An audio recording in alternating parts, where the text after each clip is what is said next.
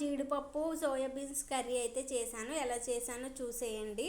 ముందుగా కళాయి పెట్టుకున్నాను. కళాయిలో ఆయిల్ వేసుకొని జీడిపప్పు ఫ్రై చేసుకున్నాను. ఆ ఫ్రై అయిన తర్వాత కట్ చేసిన ఉల్లిపాయ ముక్కలు కొంచెం సాల్ట్ వేసుకొని బాగా ఫ్రై చేసుకోవాలి. ఫ్రై అయిన తర్వాత అందులో అల్లం వెల్లుల్లి పేస్ట్ కూడా వేసుకొని బాగా మగ్గనివ్వాలి. బాగా మగ్గిన తర్వాత అందులో సోయాబీన్స్, ఒక స్పూన్ కారము, ఒక స్పూన్ పసుపు వేసుకొని బాగా మిక్స్ చేసుకోవాలండి.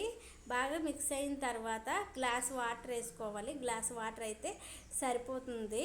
గ్లాస్ వాటర్ వేసుకున్న తర్వాత మూత అయితే పెట్టుకోవాలి. మూత పెట్టుకున్న తర్వాత మధ్య మధ్యలో చూసుకుంటూ ఉండాలండి, లేదంటే అడుగెట్టేస్తుంది. చూసుకున్న తర్వాత మళ్ళీ 5 మినిట్స్ మూత పెట్టుకొని చూస్తే కూర అయితే రెడీ అయిపోయింది. ఇప్పుడైతే టేస్ట్ చూసి చెప్తాను. చూసారు కదా, చాలా వేడిగా ఉంది. వేడివేడి కర్రీ తింటుంటే సూపర్ ఉందండి. మీరు కూడా ఒకసారి ట్రై చేయండి. నచ్చితే లైక్ చేయండి.